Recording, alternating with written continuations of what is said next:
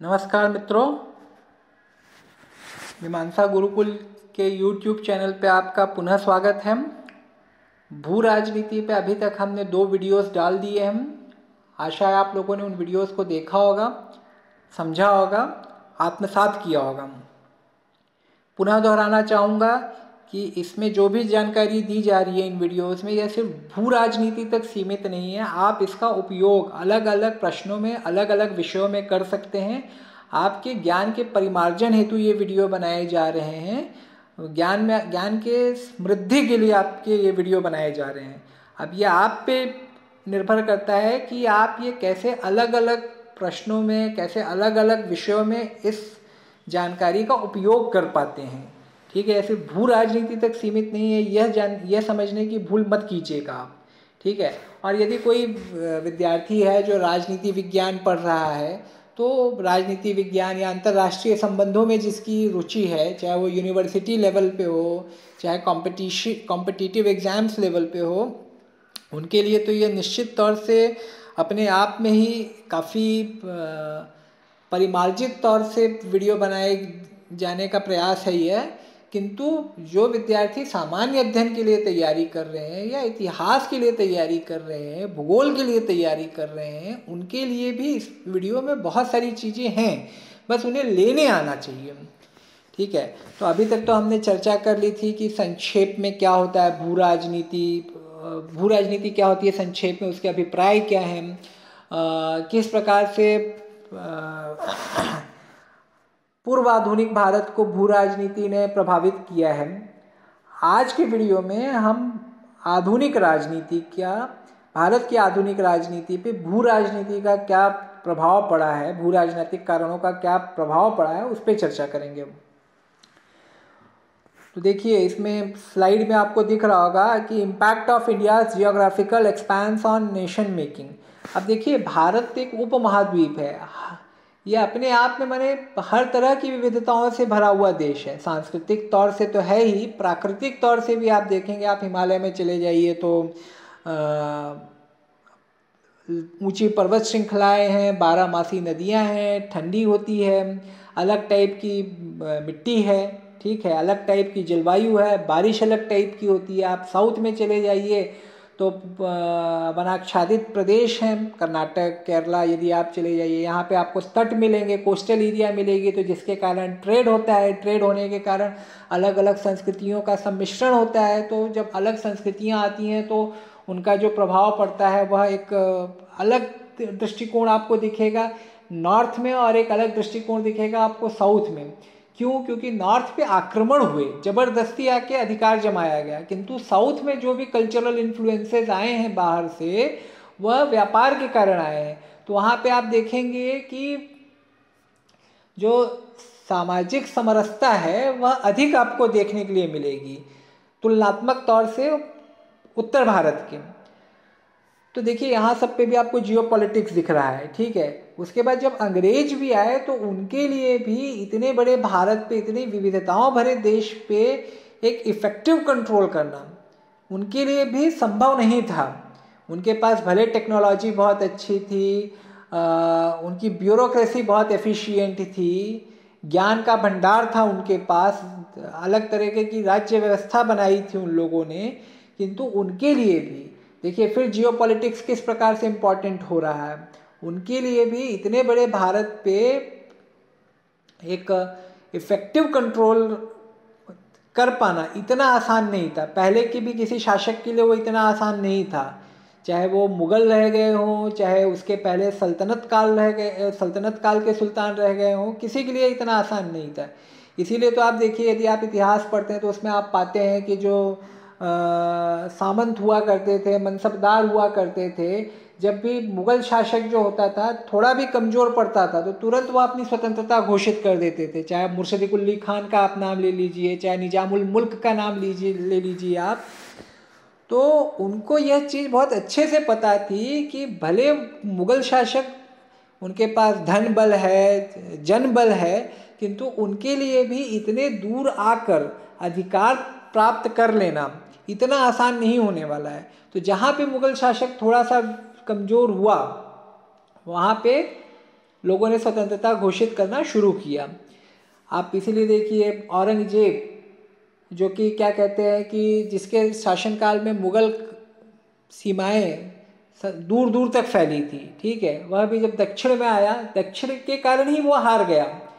दक्षिण के कारण ही दक्षिण में जो इन लोगों का बहुत मुगल शासकों का जो बहुत ज़्यादा पैसा गया, समय गया, ऊर्जा गई, उसके कारण धीरे धीरे मुगल जो शासक थे, मुगल शासन जो था वह कमज़ोर होता गया। देखिए जियो पॉलिटिक्स का आपको यहाँ पे ये रेलेवेंस दिख रहा है, और आप इसको हिस्ट्री में भी यूज़ कर सकते हैं, जियोग्राफी में भी यूज़ कर सकते हैं, पॉलिटिकल साइंस में भी यूज़ कर सकते हैं, depending on the nature and context of the question, ठीक है। उसके बाद आप देखिए कि आप लोगों ने सुना होगा कि वेल्जेली की सहायक संधि थी, ठीक है, लॉर्ड वेल्जेली जो थे उन्होंने सहायक संधि प्रतिपादित की थी, सब्सिडरी अलायंस। इसमें यही होता था ना, वो क्यों नहीं चाहते थे कि हम सब जगह पे कंट्रोल कर लें, क्यों नहीं चाहते थे कि सारी जगहों पे अधिकार कर लें, डायरेक्ट अधिकार कर लें, क्यों हम बीच में किसी को रखें, इंटरमीडियरी को, जो माने हम जिसको हमको टैक्स में एक पार्ट देना पड़ेगा और हमारा पूर्ण कंट्रोल भी नहीं रहेगा, नियंत्रण भी नहीं रहेगा, क्यों ऐसा चाहेगा कोई? उसका कारण यही है ना कि ये ज़्यादा इफेक्टिव है, भले आपको टैक्स में उनको एक पार्ट देना पड़े। सब्सिडरी अलायंस में क्या हुआ था कि जो जैसे देखिए प्रिंसली स्टेट्स हो गए, जो भी माने सब्सिडरी अलायंस के लिए, सहायक संधि के लिए जो भी राजा तैयार होता था, उसे जो भी कर उसको प्राप्त होता था, उसका एक पार्ट ब्रिटिश शासक को देना पड़ता था, ब्रिटिश क्राउन को देना पड़ता था, ठीक है। वह किसी अन्य राज्य के साथ मित्रतापूर्ण संबंध नहीं रख सकता था बिना जो रेजिडेंट, अंग्रेज रेजिडेंट उसके दरबार में रहता था, उसकी सहमति के, ठीक है। सेना भी वो कितनी रखेगा, कैसी रखेगा, इस पे ब्रिटेन का पूर्ण अधिकार था। तो उनको सेना तो मिल रही थी, टैक्स भी मिल रहा था, सेना भी मिल रही थी, और यह भी उन्होंने इंश्योर किया था कि ब्रिटेन के अगेंस्ट बाकी राजा मिल न जाए। इसीलिए तो मित्रतापूर्ण व्यवहार पे उन्होंने रोक लगा के रखी थी, जिसपे माने सहमति की आवश्यकता थी ब्रिटिश रेजिडेंट द्वारा। तो ये सब जियोपॉलिटिकल फैक्टर्स थे। इतने बड़े देश को नियंत्रित कर पाना इतना आसान नहीं हो सकता है, ठीक है। इसीलिए आज भी देखिए भारत में, आज भी आप देखिए जो संघ व्यवस्था है, संघवाद है, क्या है ये? यहाँ पे यही माना जा रहा है ना कि जो अलग अलग क्षेत्र हैं उनकी संस्कृतियाँ अलग हैं, उनके अर्थव्यवस्था अलग है, उनका भूगोल अलग है, उनकी सोच अलग है। तो इसीलिए तो राज्यों को भी इतने अधिकार दिए गए हैं। भाई राज्य भी तो काफ़ी महत्वपूर्ण है यहाँ पे। भारत में यदि आप देखेंगे राज्य भी काफ़ी महत्वपूर्ण है। भले केंद्र के पास अधिक स्रोत है, अधिक शक्ति है, और ये कह सकते हैं कि भाई केंद्र यदि चाहे तो डोमिनेट करता है राज्य को, ये सही बात है, किंतु तभी भी राज्य अपने जो उनका प्रभाव क्षेत्र है उसमें उनके पास भी काफ़ी शक्तियाँ हैं। ऐसा नहीं है। लॉ एंड ऑर्डर जो सबसे राज्य की जो सबसे बड़ी, जो राज्य का जो सबसे बड़ा प्रतीक होता है वो होता है पुलिस, ठीक है। और पुलिस किसके अंडर आती है? पुलिस आती है राज्य सरकार के अंडर, ठीक है। तो राज्यों के पास भी काफ़ी शक्तियां हैं। उसका कारण यही है कि भारत जैसे देश को, जो कि इतना, हमने क्या बताया था, भू राजनीति में हर तरह के फैक्टर्स आते हैं, सिर्फ भौगोलिक नहीं आते हैं, उसमें कल्चर भी आता है, आपका नेचुरल रिसोर्सेस भी आते हैं, डेमोग्राफी भी आती है, क्लाइमेट भी आता है, इकोनॉमी भी आती है। तो इसके लिए देखिए आप पाएंगे कि भारत में जो संघवाद है, संघ व्यवस्था है, उसके पीछे जो आधार है वो यही है, भू राजनीतिक जो हमारे देश में विविधता पाई जाती है, ठीक है। उसके बाद इसीलिए देखिए प्रिंसली स्टेट्स बनाए थे इन लोगों ने, ब्रिटिश लोगों ने, और भारत ने राज्य बनाए हुए हैं। पूरी शक्ति दिल्ली के पास नहीं है, केंद्र सरकार के पास नहीं है। उसके बाद आप देख लीजिए नॉर्थ ईस्टर्न इंटीग्रेशन, आप हमेशा सुनते हैं कि वहाँ पे कोई ना कोई अलगाववाद की समस्या चल रही है, विभिन्न जो आदिवासी समुदाय हैं उनके बीच हिंसक झड़पें होती हैं, खून खराबा होता है। नागालैंड में भी आप लोगों ने सुना ही होगा, कुछ दिन पहले भारतीय सेना द्वारा गलती से कुछ नागरिकों को मार दिया गया था। एफ्सपा पे आप लोग सुनते ही हैं कि बार बार बवाल मचा रहता है, armed forces special power act पे। देखिए जो नॉर्थ ईस्ट था ब्रिटेन के टाइम भी वह इतने अच्छे से भारत के साथ सम्मिलित नहीं हुआ था। उसके पीछे कारण यही था कि जो नॉर्थ ईस्ट है, पूर्वोत्तर भारत है, ये एक बहुत ही छोटे स्ट्रेच, जिसे कहते हैं चिकन स्नेक कहते हैं, 40-50 किलोमीटर का एक क्षेत्र है ये, और उससे ये भारत के भूभाग से जुड़ा हुआ है। ठीक है, काफ़ी दुर्गम क्षेत्र है ये। ब्रह्मपुत्र जो नदी है या हिमालय के जो पर्वत श्रृंखलाएं हैं, वहाँ पे जंगल हैं, बहुत ही दुर्गम क्षेत्र है ये। बहुत अलग अलग तरह की जनजातियाँ पाई जाती हैं वहाँ पे, उनकी भाषाएं अलग हैं, ठीक है, सोच अलग है, उनकी संस्कृतियाँ अलग हैं, तो इसके लिए उनमें आपस में झगड़ा भी होता है। आप देख लीजिए बोडो जो ग्रुप है वहाँ पे, कार्बी जो ग्रुप है, काफ़ी झगड़े होते रहते हैं, राज्यों के बीच में काफ़ी झगड़े होते रहते हैं। तो देखिए आज भी नॉर्थ ईस्ट को अच्छे से समाविष्ट करने के लिए भारत सरकार अभी भी बहुत कार्य कर रही है। अभी बीच में एक मंत्रालय बनाया गया है, एक रोड मैप बनाया गया है, ताकि नॉर्थ ईस्ट को अच्छे से भारत में सम्मिलित किया जा सके, इंटीग्रेट किया जा सके। नॉर्थ ईस्ट पिछड़ा हुआ भी है, उसका जो एक कारण है वही वहाँ की भू राजनीति है। ठीक है, वो भू राजनीति बांग्लादेश के साथ भी कुछ, वो हम बाद में कभी चर्चा करेंगे बांग्लादेश और नॉर्थ ईस्ट के बारे में।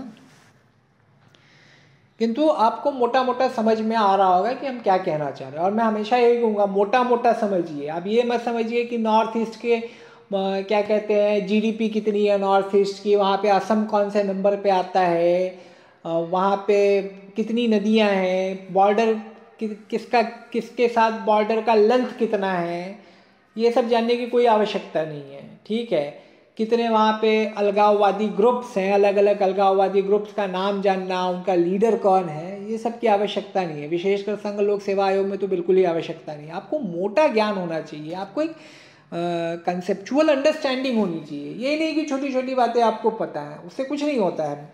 सब जो बताया जाता है वेबसाइट पे, उसे तो मुझे तो हंसी आती है। फिर फॉर्मेशन ऑफ जो बांग्लादेश है, इस पर हमने पहले ही वीडियो में चर्चा कर ली है, तो मुझे नहीं लगता है कि अब यह चर्चा करना सही होगा इस वीडियो में। यदि आपने पहला वीडियो नहीं देखा है तो उसको देख लीजिए। अब देखिए बांग्लादेश के साथ भी एक समस्या ये है कि बांग्लादेश में आपको बहुत सारे इस्लामिक कट्टरपंथी तत्व मिलेंगे आपको, किंतु तब भी बांग्लादेश के साथ समस्या ये है कि उसे भारत के साथ अच्छा संबंध बनाए रखना आवश्यक है। ठीक है, इसीलिए आपने सुना होगा कि जो वहाँ पे शेख हसीना की सरकार है, उसने काफ़ी बार क्रैकडाउन किया है जो ऐसे तत्व हैं जो बांग्लादेश की भूमिका इस्तेमाल करते हुए भारत विरोधी गतिविधियों में सम्मिलित हैं। उसका कारण ये है कि भले बांग्लादेश की अर्थव्यवस्था इस समय काफ़ी अच्छी चल रही है, आप लोगों ने सुना होगा, लेकिन बांग्लादेश के साथ समस्या ये है कि वो भू राजनीतिक तौर से काफ़ी कमज़ोर राष्ट्र हो जाता है। क्यों काफ़ी कमज़ोर राष्ट्र है? हर तरह से वो समुद्र से घिरा हुआ है, और जो जलवायु परिवर्तन हो रहा है उसके कारण यह एक बड़ा खतरा मंडरा रहा है बांग्लादेश के सामने।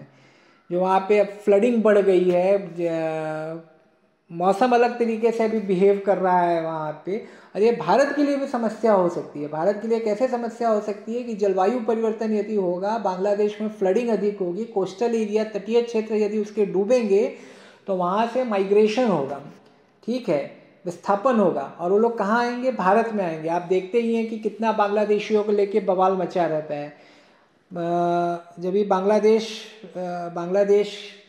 को दबाए जाने का प्रयास पाकिस्तान कर रहा था, मैंने पूर्वी पाकिस्तान को, जो कि अब बांग्लादेश है, तो वहाँ से लाखों की संख्या में विस्थापन हुआ भारत की तरफ।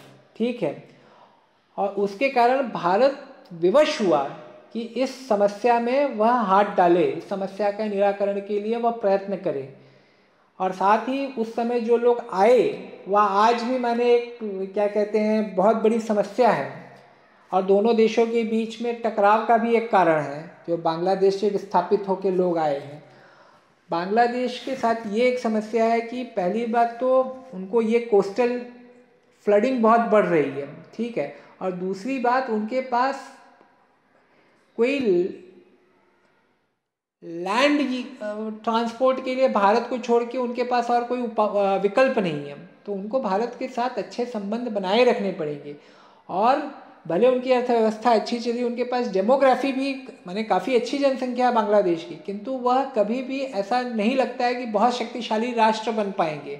होने के लिए तो कुछ भी हो सकता है, किंतु बहुत शक्तिशाली राष्ट्र बन पाएंगे इसकी संभावना कम है वहाँ पे, क्योंकि वो भू राजनीतिक तौर से वो इस प्रकार से वो फंसा हुआ है, घिरा हुआ है। ठीक है, उसके बाद हम चर्चा कर सकते हैं जो कश्मीर का जो भू राजनीतिक इम्पोर्टेंस है, वो चाहे इंडिया के लिए हो, चाहे पाकिस्तान के लिए हो, चाहे चाइना के लिए हो, उस पर हम चर्चा कर सकते हैं। सियाचिन ग्लेशियर पे हम चर्चा कर सकते हैं। देखिए जो कश्मीर है वह तो एक हमारे सेक्युलरिज्म के लिए, धर्मनिरपेक्षवाद के लिए एक वो उसका एक प्रतीक चिन्ह है। तो कश्मीर को यदि हमने जाने दिया तो पहला तो हम जो भारत बना है वह तो हिंदू मुसलमान के प्रश्न पे बना ही नहीं है। पाकिस्तान भले हिंदू मुसलमान के प्रश्न पे बना है, किंतु भारत तो धर्मनिरपेक्षवाद के दर्शन पे बना हुआ है। तो हमारे लिए तो ये प्रतीक है, उसके साथ साथ इसकी जियो स्ट्रैटेजिक जियो पॉलिटिकल इम्पोर्टेंस भी है। यदि पूरा कश्मीर हमारा हो जाता है, आप लोगों को पता ही होगा कि कश्मीर का कुछ भाग चाइना के पास है, कुछ भाग पाकिस्तान के पास है। तो यदि पूरा कश्मीर हमारा हो जाता है तो हमें सेंट्रल एशिया माने कजाकिस्तान हो गया, ताजिकिस्तान हो गया, किर्गिजिस्तान हो गया, ये सब जो देश हैं इनके साथ हमारा डायरेक्ट बॉर्डर हो सकता है। अफ़गानिस्तान के साथ हमारा डायरेक्ट बॉर्डर हो जाएगा। ठीक है, हमको सेंट्रल एशिया, मध्य एशिया में जाने का एक डायरेक्ट रास्ता मिल जाएगा और इससे हमारा व्यापार बढ़ेगा। और उससे भी बड़ी जो आवश्यक चीज़ है, सेंट्रल एशिया में खनिज के भंडार हैं, तेल के भंडार हैं, और तेल पे हमारी निर्भरता आपको पता ही है। जैसे जैसे हमारी अर्थव्यवस्था बढ़ती जा रही है, हमारी तेल की आवश्यकता बढ़ती जा रही है। और तेल जो है, जैसे ही तेल हमें आयात करना पड़ता है, और आप देख रहे हैं कि जो अभी इन्फ्लेशन बढ़ रहा है, मुद्रास्फीति बढ़ रही है, उसका एक बड़ा कारण यही है कि तेल की कीमतें अंतर्राष्ट्रीय बाजार में बढ़ती जा रही हैं। तो यह एक प्रमुख कारण है कि भारत चाहता है कि उसका कश्मीर, पूरे कश्मीर पे एक अधिकार हो। और यह पाकिस्तान कभी नहीं चाहेगा कि हमारा अफ़गानिस्तान के साथ डायरेक्ट लिंक हो सके, डायरेक्ट लैंड बॉर्डर हो सके हमारा। उसके ऊपर हम चर्चा करेंगे आगे। ठीक है, उसके साथ ही यदि उस पूरे क्षेत्र पे हमारा अधिकार हो जाता है तो चाइना और पाकिस्तान के बीच जो अभी कनेक्शन है, दोनों के बॉर्डर जो जुड़ रहे हैं वो नहीं जुड़ेंगे। तो जो चाइना पाकिस्तान रिलेशनशिप है उसको एक बड़ा झटका लग सकता है। तो ना तो चाइना कभी चाहेगा, ना तो पाकिस्तान कभी ये चाहेगा कि पूरे कश्मीर पे हमारा अधिकार हो।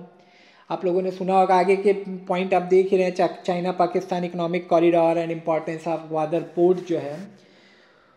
तो इसके लिए, और उससे भी बड़ी जो बात है कि पाकिस्तान में जो नदियाँ जाती हैं, चाहे वो सिंधु नदी हो जाए, चाहे सतलज हो जाए, रावी हो जाए, सारी जो ये नदियाँ जाती हैं ये भारत होके जाती हैं। यदि पूरे कश्मीर पे हमारा अधिकार हो जाता है तो भारत, अभी देखिए एक संधि है, इंडस वाटर ट्रीटी, आप लोगों ने सुना होगा, 1960 के आसपास इस पर हस्ताक्षर हुए थे। और इस संधि को, भले भारत पाकिस्तान के संबंधों में कितनी भी खटास हुई हो, लेकिन भारत ने इस संधि का हमेशा आदर किया है, सम्मान किया है। जो भी भारत ने जिन बातों को स्वीकार किया था उस पर उसका प्रतिपालन किया है। किंतु कल को क्या होगा कोई नहीं जानता है। ठीक है, हो सकता है भारत अपने जो भी समझौते पे भारत ने जो भी माना है मुकर जाए भारत। और अगर कश्मीर पे, पूरे कश्मीर पे यदि भारत का अधिकार हो जाता है तो हो सकता है ये जो जल स्रोत हैं उस पर बांध बना के उसको रोक ले, पानी उसका डाइवर्ट कर ले भारत की तरफ। जनसंख्या दोनों तरफ बढ़ रही है, जनसंख्या का जो प्रेशर है, दबाव है, दोनों तरफ है। फिर उसके बाद जलवायु परिवर्तन हो रहा है, तो बारिश कैसी होगी कैसी नहीं होगी आप कह नहीं सकते हम। तो पाकिस्तान भी एक कृषि प्रधान देश है, कॉटन वहाँ पे बहुत होता है, शक्कर वहाँ पे बहुत होता है, किंतु यदि ये पानी नहीं मिलेगा तो पाकिस्तान में तो त्राही त्राही मच जाएगी। तो ये एक बड़ा जियोपॉलिटिकल इम्पोर्टेंस है। अब देखिए ये सब जो चीज़ें बताई जा रही है सिर्फ जियोपॉलिटिक्स में नहीं आएगी, भारत पाकिस्तान संबंधों में भी आप इसकी चर्चा कर सकते हैं, भारत चाइना संबंधों में भी आप इसकी चर्चा कर सकते हैं, depending on the nature of the question. ठीक है, आप ये तो बहुत ही इम्पॉर्टेंट है कि आप नेचर का क्वेश्चन का नेचर समझिए, प्रकृति समझिए उसकी। अब वो अगर पूछ रहा है कि चाइना और यूएस के रिलेशनशिप के बारे में, और आप यहाँ पे ये इस नॉलेज को घुसाना चाहेंगे, तो परीक्षक तो यही लगेगा ना कि बंदा ओवर स्मार्ट बन रहा है। तो प्रश्न समझना, प्रश्न की प्रकृति को समझना तो आवश्यक है ही, किंतु यदि प्रश्न की प्रकृति ऐसी है तो आप ये सब इन्फॉर्मेशन वहाँ डाल सकते हैं।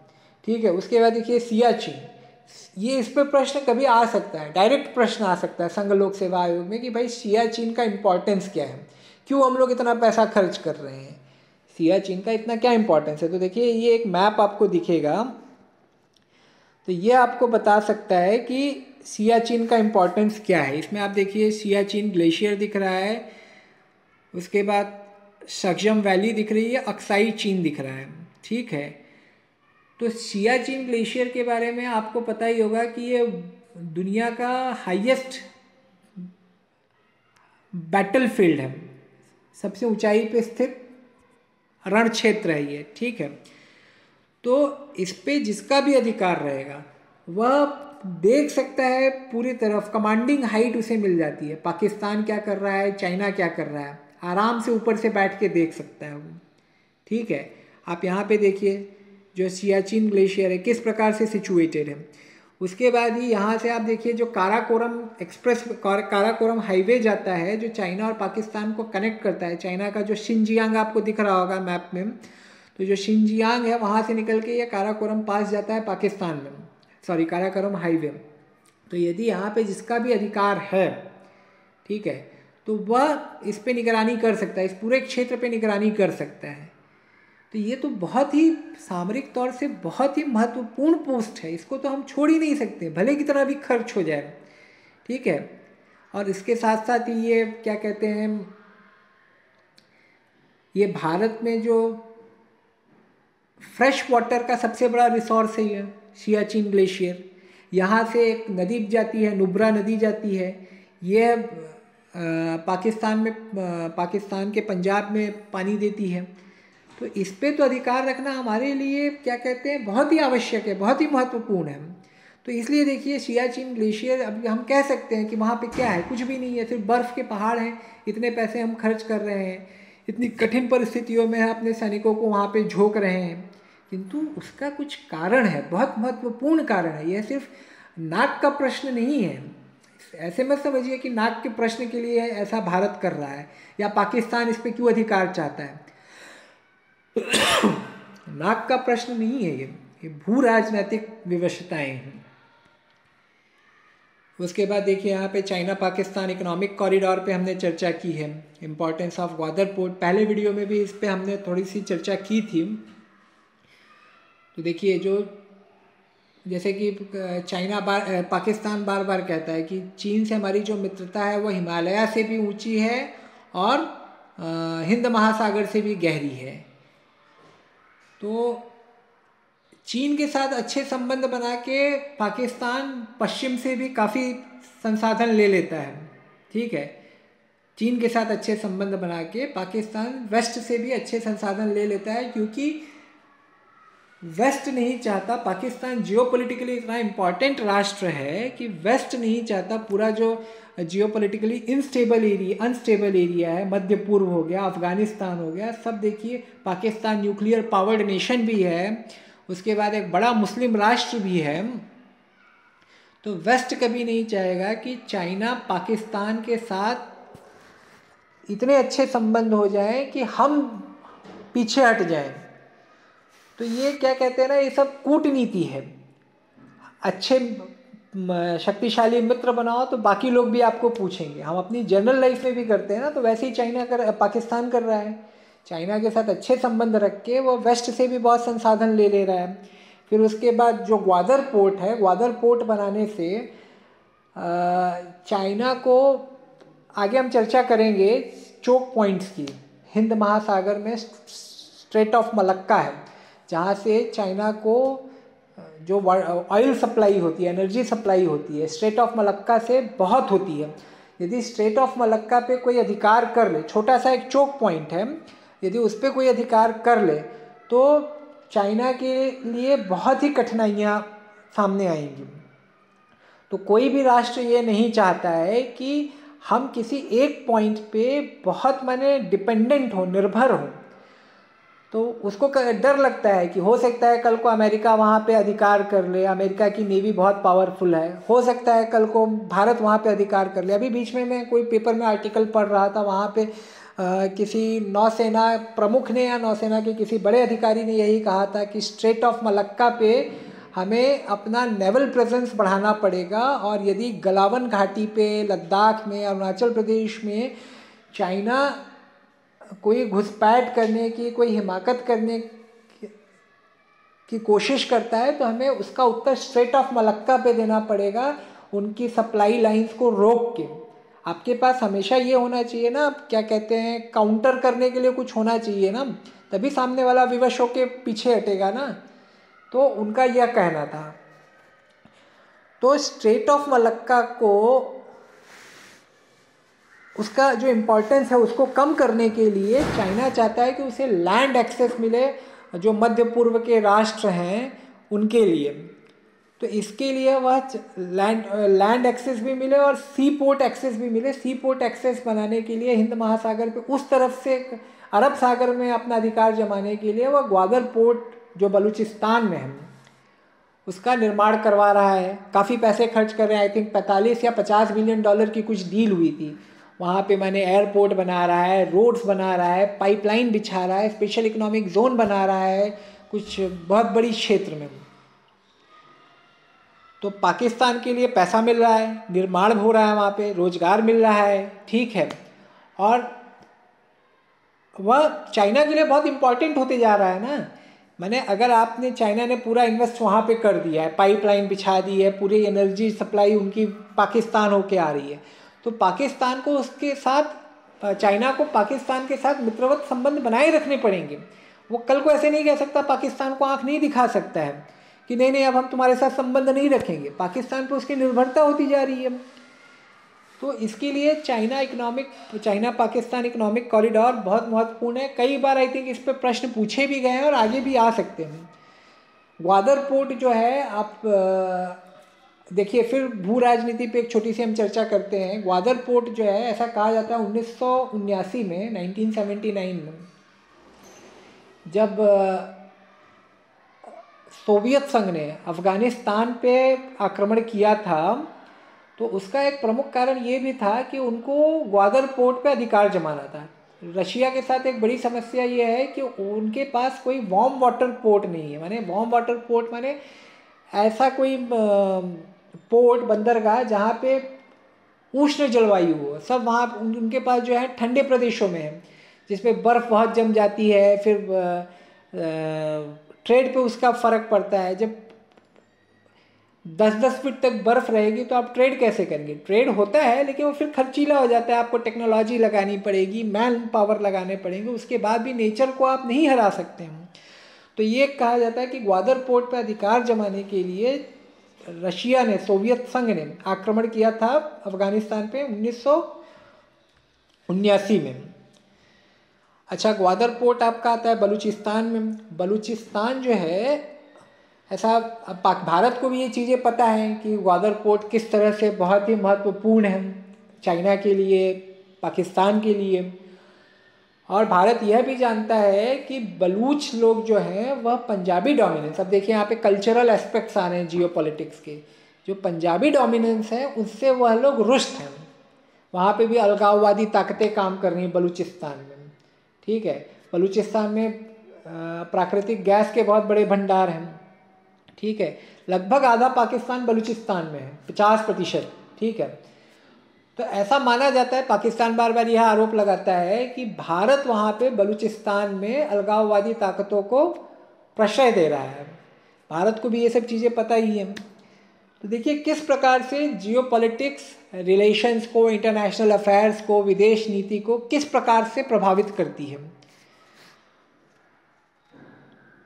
तो आज के वीडियो के लिए इतना इनफ है, पर्याप्त है। आप लोग इसको अच्छे से सुनिए, नोट्स भी बनाइए, कमेंट्स अवश्य कीजिए ताकि हम भी जान पाएँ कि हम कैसा कंटेंट आपको दे पा रहे हैं। हम इंटरैक्टिव चाहते हैं, हम ये नहीं चाहते हैं कि हम सिर्फ बोलते जाएं और आप लोग सुने।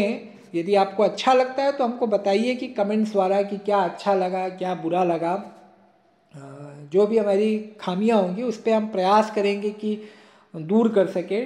टेक्निकली हो सकता है हम लोग बहुत साउंड ना हो, जैसे कि मैंने पहले ही बताया, और हमको ऐसा लगता है कि बहुत माने टेक्निकली साउंड वीडियो बनाने के लिए यदि हम जाएंगे तो उसमें हमारा समय जाएगा, ऊर्जा जाएगी, मुद्रा जाएगी, वो सब हमारे पास है नहीं।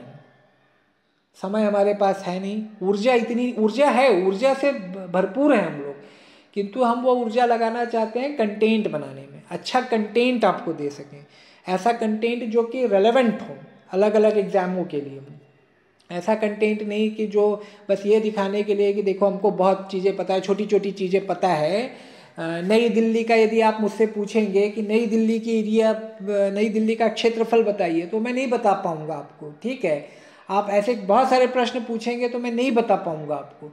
किंतु देखिए, लोक सेवा आयोग परीक्षाओं के लिए ऐसे प्रश्न का कोई मूल्य भी नहीं होता है।